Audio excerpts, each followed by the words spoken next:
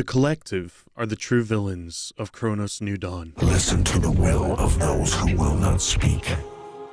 And if the tools are not willing, they will be. The world of Kronos' New Dawn is one of two fates. The fate of Veronica and the fate of the Pathfinder. And it is through the lens of these two's experience of the world around them that we discover the setting of Kronos. Indeed, after a single playthrough, you may well come away from Kronos the New Dawn, believing that the lore we receive is only there to facilitate the creation of the game. Traveler ND3576, initiating the travel log. Triangulating the fallen predecessor's last known location. A world that is no more vast or experiential than that which we experience. The vocation, a holy duty to be carried out.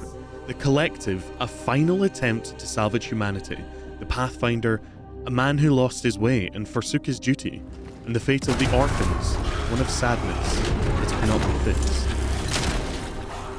But when you dive deeper, start picking apart the threads of lore that Bloober Team provides, there's something significantly more terrifying hiding behind the scenes.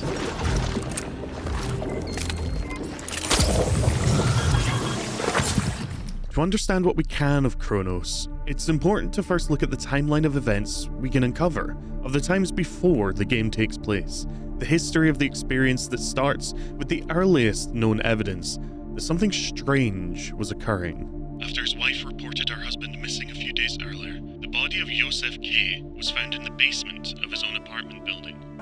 At first, it was thought that he had died of natural causes, but strange marks around the head of the deceased allow speculation of murder. What are you doing? Preserving.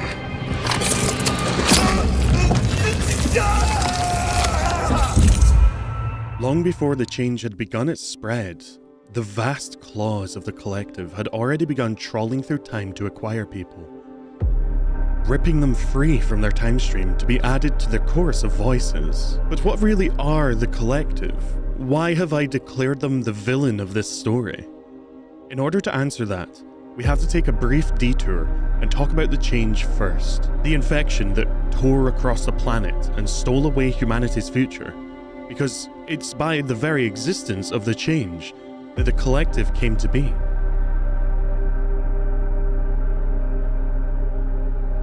Hints as to the source of the change are few and far between, with undated documents describing the existence of the infection beneath the steelworks, and yet others talking of breakouts among the populace. Indeed, some websites even attempt to report the steelworks as the source of the infection, where patient zero is located. While this may well be one source of the infection, with the lockdown of the steelworks plant being documented as early as the 19th of September 1981, and the corresponding lockdown of the entire city being months later, in the 24th of November 1981, no.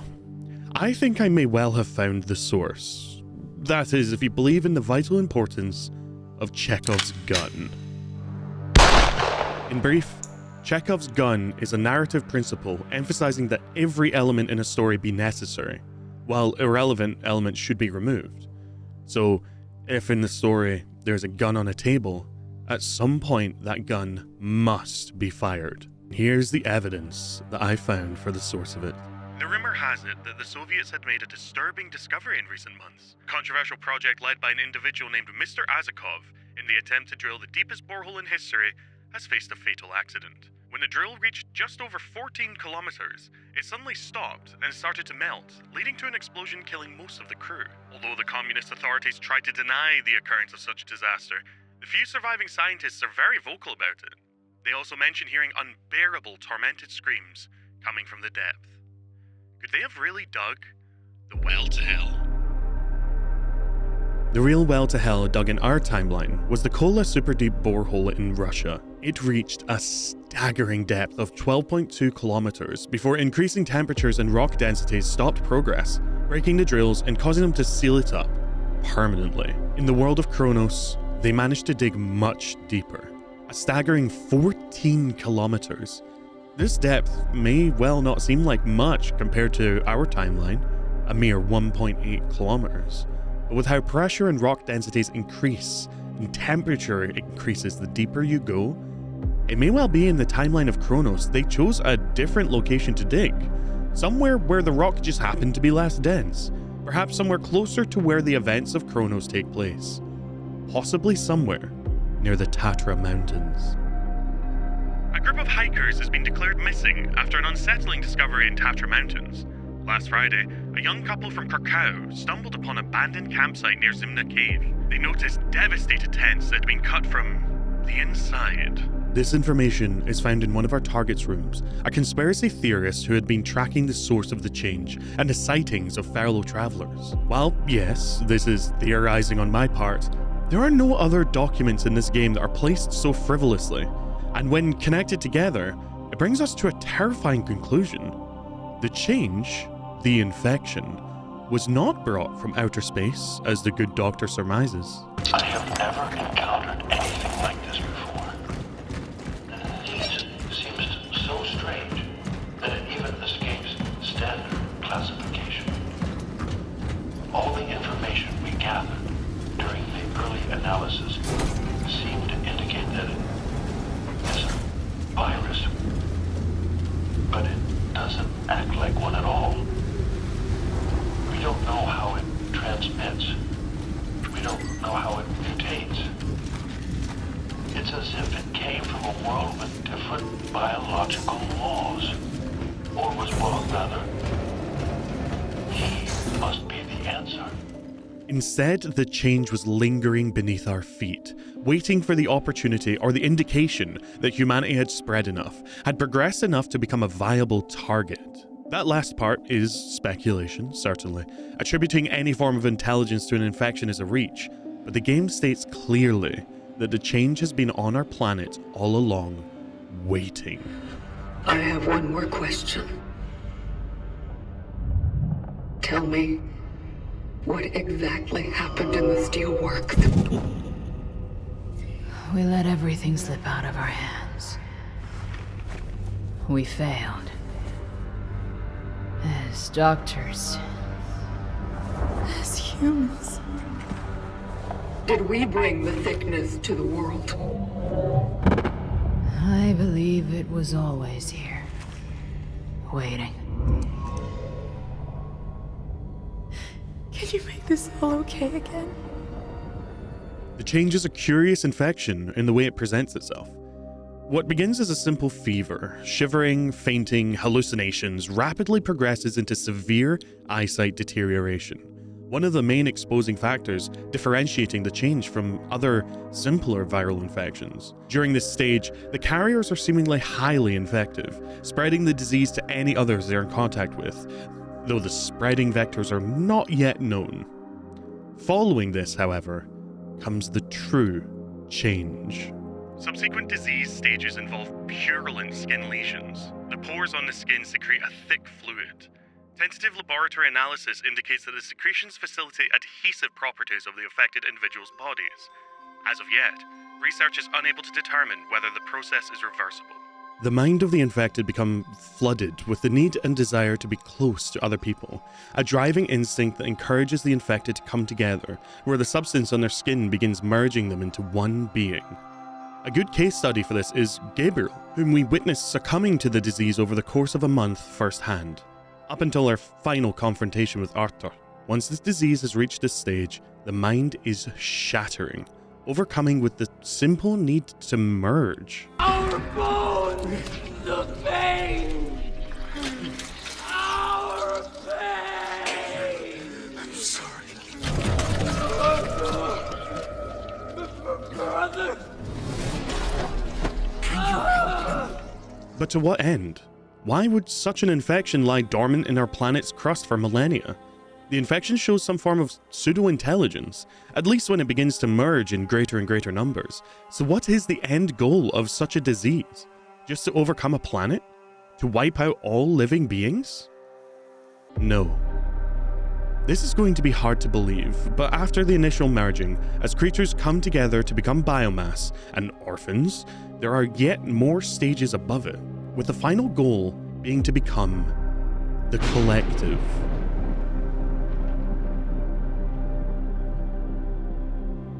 listen to the will of those who will not speak. And if the tools are not willing, they will be. Their will be considered fold, and the fold removed. There is a pseudo-collective present in the game that we encounter. A fraction of the sheer scale of the larger whole, certainly, but an example of the next stage of evolution for the change once enough biomass is achieved. The Church provides shelter for all those who seek it in the end times, and against all protocol, they threw open their doors for everyone to enter. Seeking solace in the face of a silent God, the masses came together, and the initial infection hit their church when the priest, Father, returned from providing consolation to the infected at the steelworks, smuggling the Pathfinder along with him. God will grant me his strength, as I will bring his words to the faithful, he promised. These people need us, Eliza, he said. Sister Eliza took care of the rapidly declining priest, running the church in his stead. In her eyes, bearing witness to the declining priest, listening to his stories of the Pathfinder and the so-called salvation, she found her faith wanting. Indeed, there could be no God who would inflict such a curse upon his flock, and this Pathfinder, whom others see as an angel of doom come to shelter them, brings naught but suffering in his wake. He's here to take us to heaven because the last days have come, they cried. Indeed, they have come. But I had to rebuke them for their fantasies and superstitions. My father's affairs have nothing to do with what the Lord is preparing for us. I told them they must not get carried away by imagination and cheap sensations. I told them to pray. They, however, insisted. We also want to see him, they said. Do you have to keep secrets from us too, sister? They said. I told them that my loyalty to my Father in heaven is stronger than any of my earthly ties. I showed him to them. Without that, we wouldn't become unanimous.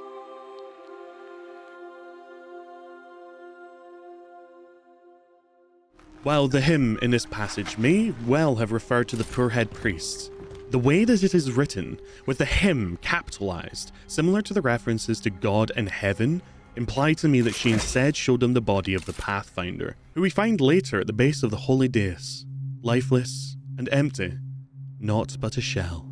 As we approach the dais, a voice reaches out into our mind, caressing our thoughts and whispering truths in our ears with a viperous tongue.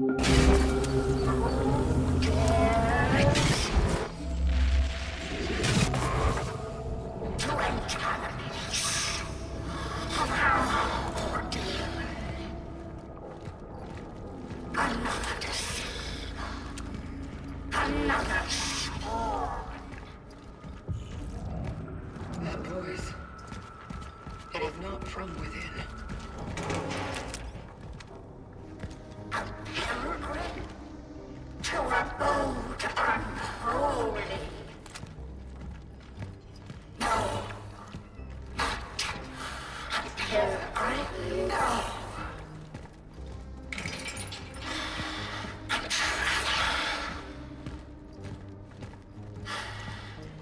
Or so you think of yourself.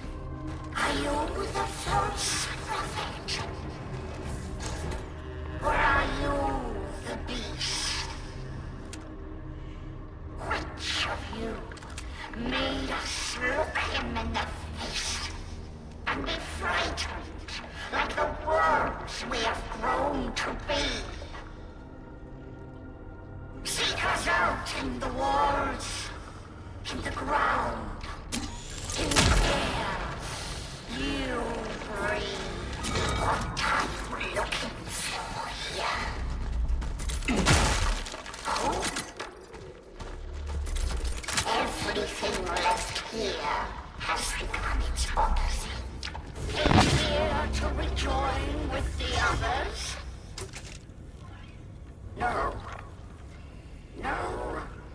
This one is different. We can feel it. What sacrilege have they done to you, child? Has the arrogance of the fallen twisted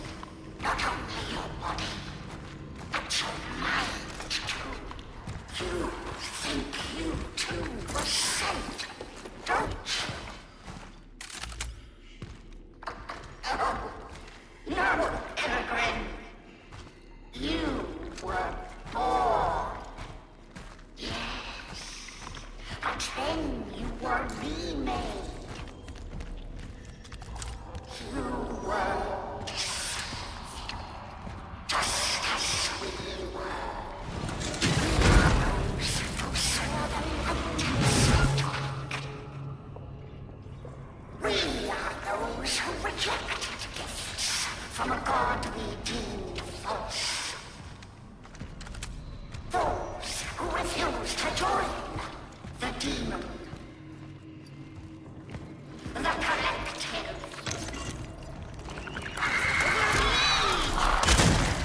He was supposed to pave the path. The traitor, the fallen envoy, the fallen soul. An angel of the many, and faithful to his call. How dare you think you can fix the fate of man like some common melody? A waste of flame your tongue and waste your breath. For his words are poison and his thoughts are blood. He is ours! These people came together into their own collective, and using their powers, managed to defy the greater whole. And more, they also captured the body of the Pathfinder, and they guard it jealously. Listen carefully to the voices, how they rise and fall in chorus. It lacks some of the power and the subtlety, but compare it to the collective. He was supposed to pave the path. Listen to the will of those who will not speak. When enough biomass congregates, the minds meld together into a chorus, gaining the capacity for telepathy, control over the local hive, and quite possibly even the ability to peer through time. At least for this smaller congregation to a limited capacity, able to pierce through the myriad timelines left in this anomaly-ridden, fractured world, to piece together elements of the story of all those who tread in its domain. Indeed, the first time we play, what this creature utters seems naught but poison.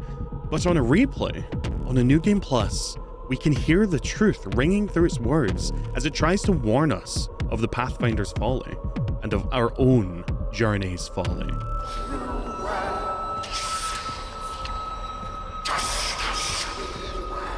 And if this is the potential of merely a small part of a city's refugees merging together, pray tell, what capabilities would something have should the entire world come together?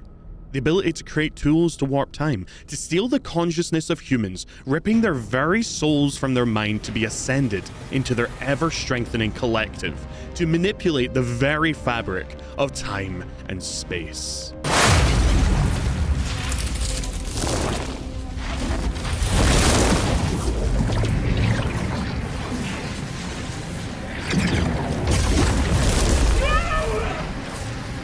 I can see the doubt. While yes, a lot of this information does tie this theory together, it would remain but a theory, were it not for one more conclusive piece of evidence, a conversation you can have as a bonus with the Pathfinder himself. The past seems to be even more dangerous than we assumed. What do you mean by that? I knew that the change affected all people, but I find it hard to believe that so many of them were unable to join. Well, although the change seems cruel and painful, it is what led to the collective origin in the finale. Like a hideous cocoon from which the new face of the human race blossomed. But those who never managed to come together in time. They became orphans. Yes, the orphans. Multi-organisms desperately roaming the barren lands in search of those with whom they could merge. Howling with longing, they caricaturely try to imitate the great union accomplished by those who were more fortunate. Those who caught on to the train of evolution. The train to eternity. Taking by itself, this line could be seen as the collective being a last-ditch effort of humanity to survive the physical sickness. But when taken together with all other evidence and notes provided throughout the game, the truth becomes undeniable. The change brought a large portion of humanity together, merging them into a metabiont and ascending beyond the reaches of the planet. To what end, we do not know, but what has become abundantly clear with the deployment of the Pathfinders, the Travelers, the Praetorians, and the Leviathans, it instills all its creations with one driving underlying goal: the vocation. Obey the terminal, acquire essences for the collective, do not question your goals. Everything for the collective, even unto death. Such is our calling. The collective requires more minds, more souls, more essence in order to achieve its final perfect form. And above all else, it despises solidarity. It despises uniqueness. It despises will. Listen to the will of those who will not speak. And if the tools are not willing, they will be. Their will be considered fold, and the fold removed. And with this revelation, the Warden, the Pathfinder, his story is a tragic one. With the context of the world and the stakes in mind, we can finally begin to talk about the story and the world of Chronos as we perceive it in-game. The Pathfinder is a villain of his own making. While, yes, with the additional context we acquire from the notes and logs, he becomes sympathetic, he is still in his core an antagonist. The state of the world we emerge into from our robotic cocoon is one marred and torn asunder by the rampant overuse of time travel technology. Rampant overuse by our dead mentor, the Pathfinder. The oddities in A0. What are they exactly? The threads that used to bind the world together are snapping there in Sector A0. And as they do, chaos looms through the wounds in reality. Those wounds, how were they created? Our actions are not without consequence. Each dive we have made, each rift we have created, are like sandpaper for those delicate fibers that keep our world whole. They are sublime, but frail. Tear one, nothing happens, but hundreds, thousands, and the stitches give up.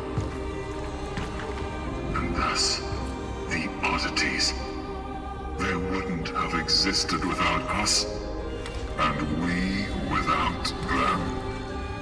Our awakening is not something the Pathfinder, now known as the Warden, expected.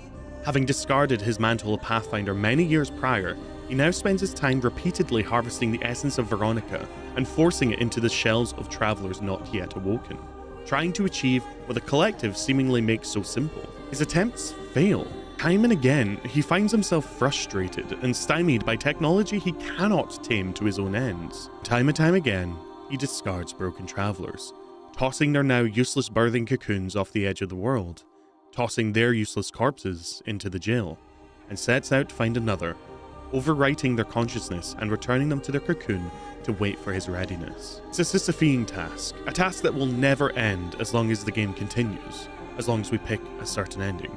But I am getting ahead of myself.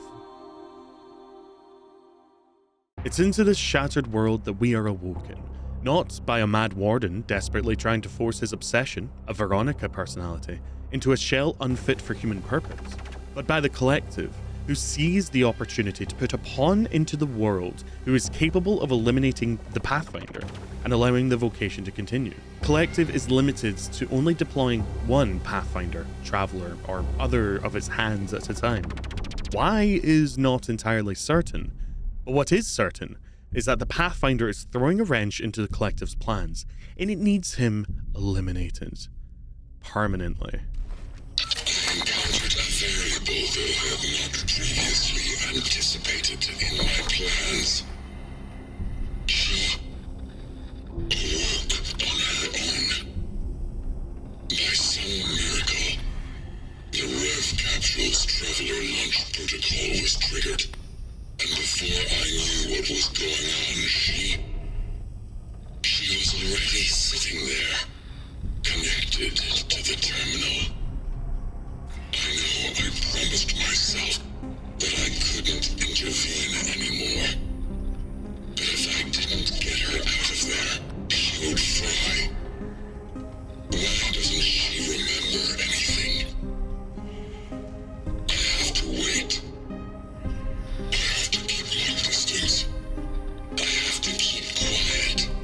seems from context that by now, the Warden has nearly given up. When he first finds us, Veronica, sitting on the terminal attempting to fulfill our vocation, he has to tear us free before we're fried by the terminal. What's happening? The ascendance. It is about to commence. I'm scared. Something is wrong.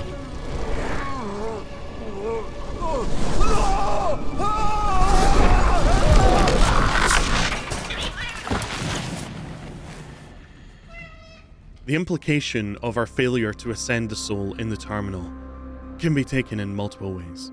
But once you've played through the game, the reason for this seems clear. The targets we are set on the path of are not individuals the collective wants. Indeed, it would likely have little use for a mad conspiracy theorist, an abusing alcohol steelworker, nor an infected, broken amalgamation of minds that make up the Doctor. Instead, the terminal acts as a guide, drawing Veronica, in the form of the Traveler, through her own history, her own story, in order to show her that the Pathfinder is broken and needs to be eliminated. It never had any intention of taking the essences that Veronica finds into its hold. It simply needed a pawn to act out its schemes, so the vocation may continue. We follow her path, from the apartments where we connect with Edward, a good friend of Veronica's, and a conspiracy theorist driven to near insanity from the influence of the Pathfinder on his mind. Our thread winds around and continues to the Steelworks, where Veronica initially meets the Pathfinder, the Warden, where everything descends into madness around them as he breaks the vocation. Our target here just so happens to be a man who despises the Pathfinder, who believes wholeheartedly that he is the cause, the source of all our problems, a friend of the human form of Veronica, someone that she would instinctively trust. He believes that this very thing, the Pathfinder, is what brought the disease and destroyed humanity. From there, we are guided to the hospital, where we uncover yet more of Veronica's history, where we come to know her more deeply and then learn more of the change. And finally, after harvesting the infected mind of the Doctor who tried to prevent it all, we learn of the Church, the location of the Pathfinder's true body, his true power, and learning the horrible truth that the Warden who had been helping us is in fact the Pathfinder who seemingly caused all of this. And by returning the body of the Pathfinder to his workshop, we have the key to uncover the true extent of the Pathfinder's crimes.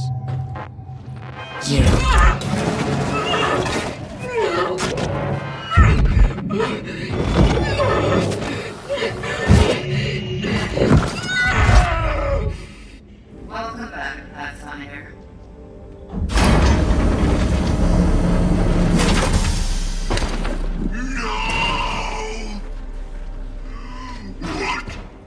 What have you done?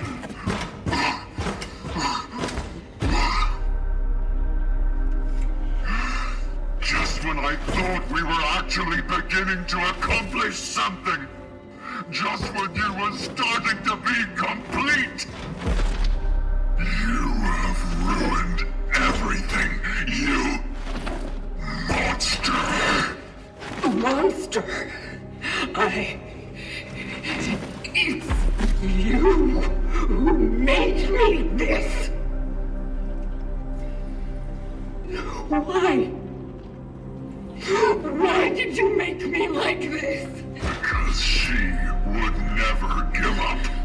What? She would try to save humanity at all costs. And so, you were to be what is left of it.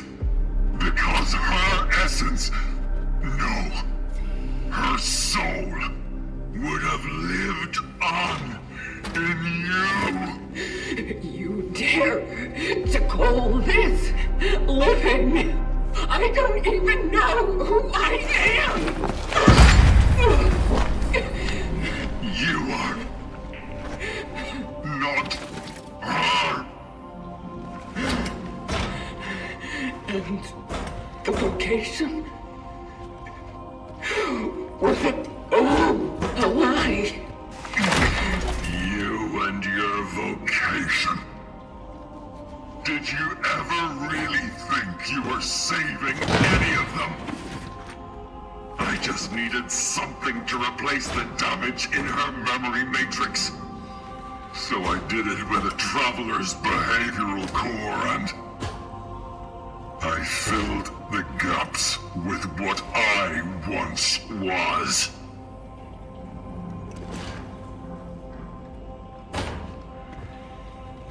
I knew she would change, yes, but I still thought she'd stay herself. Oh, how wrong I was. Instead, I was left with you. The very thing I once refused to be. Why didn't you tell me who I am? Who I once was? I thought I was giving you the most human of gifts. I imagined you would wake up without what bound you in the past. That you would be a new person in this new future, this new chapter, and you would make it your own, that you would be free. And instead, you chose to serve.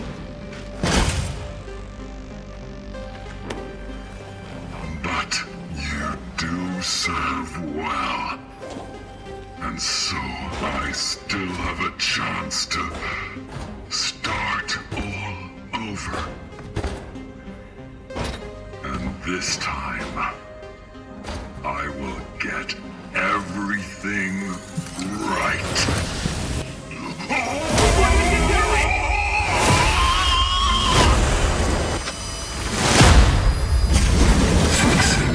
Things.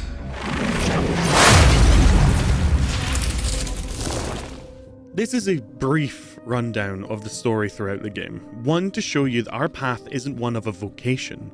We aren't being driven to collect essences. We are being primed by the collective to eliminate the Pathfinder, to put an end to his schemes. The Pathfinder himself is confused by the Terminal's activities, the collective's decisions, and in his naivete, believes it may even be trying to help him. It's uncanny.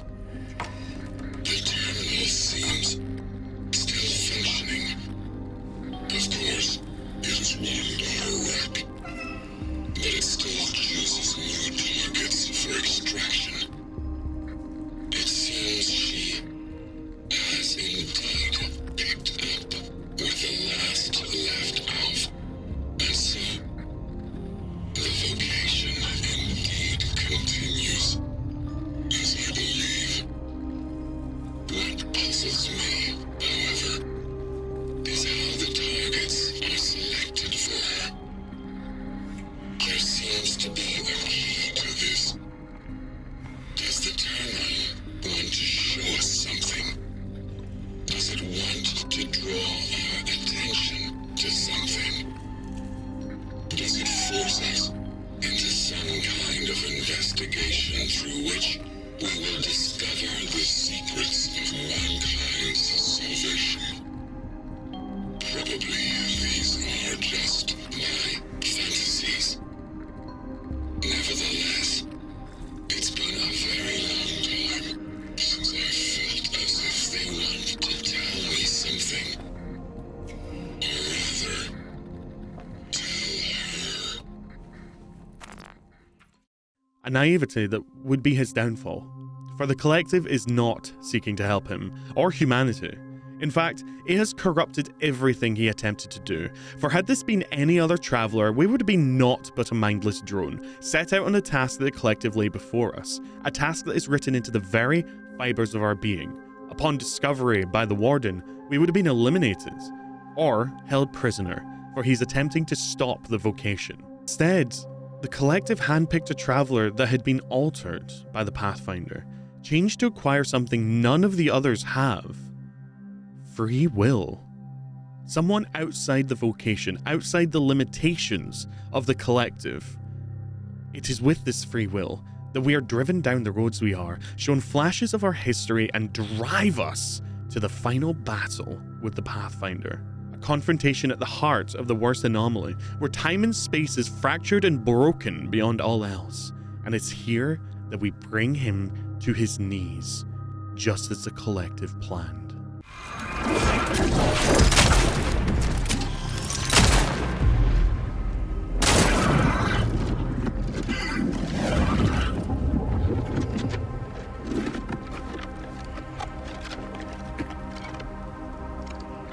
Please, let me try. There is still hope for us all. I'm sorry, but I can't. I know I hurt you. But this time I will do this right. Just let me try to fix all this.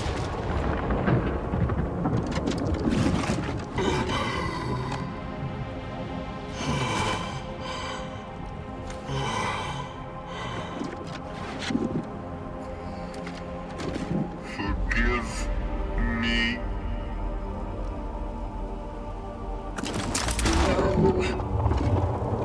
Stop! Please!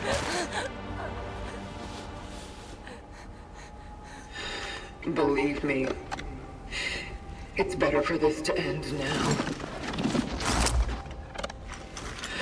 I told you, what he's doing here is not going to save humanity. It's fine. What?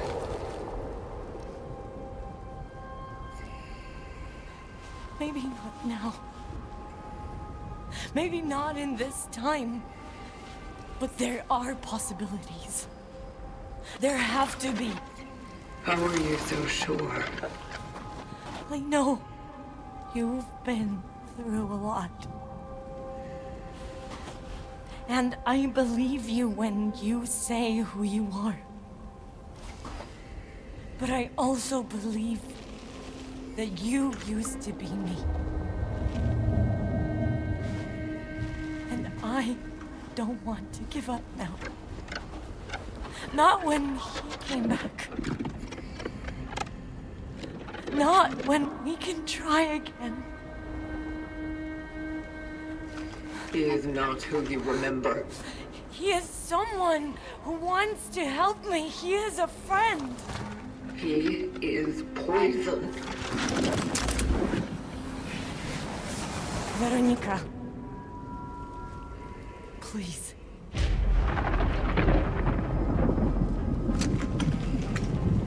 I want to have a future. Whatever it may be.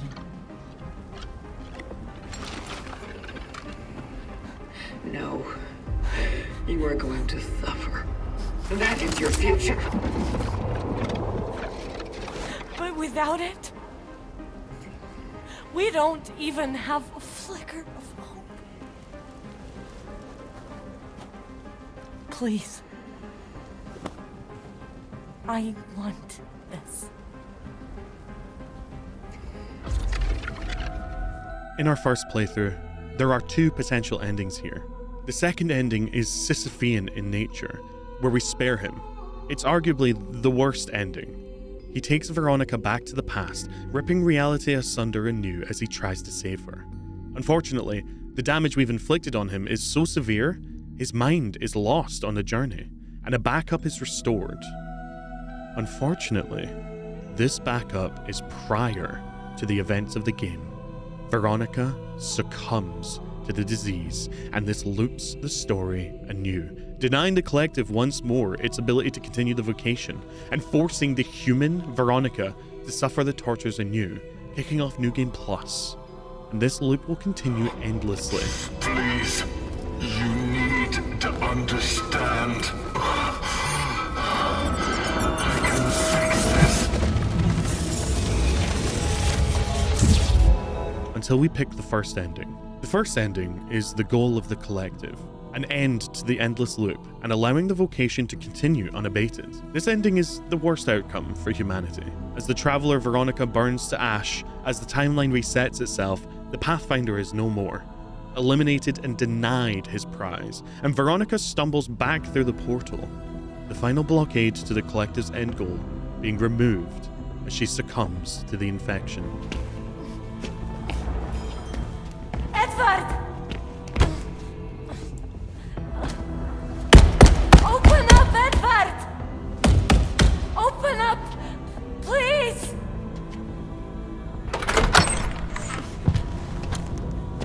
Oh, thank God! Veronica? Hey, it's all right.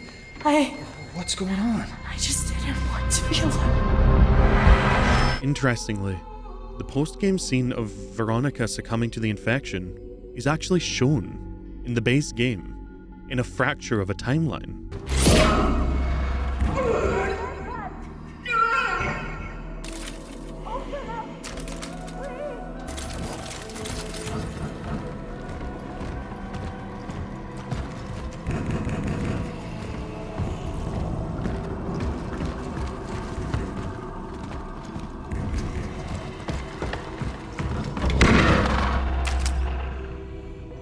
Something's wrong.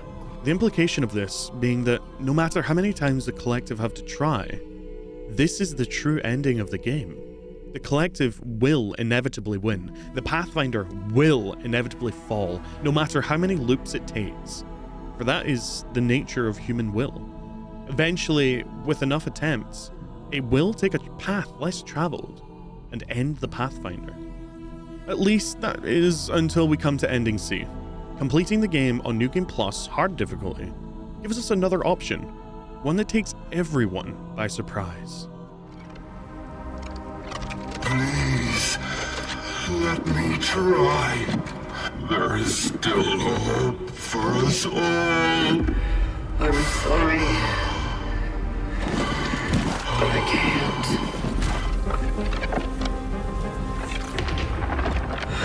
I can't let you do this. She must be saved. Why would you even care? I am your past, damn it. You could just go away and be free. What? It already happened. It's happening all over again. Somehow, it always ends here. Maybe you should be free from all the scars. And most importantly, free from me. I won't leave you. It's fine, Veronica. Maybe she's right. Go. Take her. There's still a chance for both of you.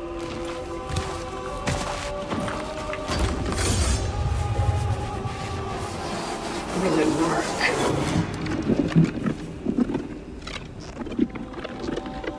You never give up. You'll make it work.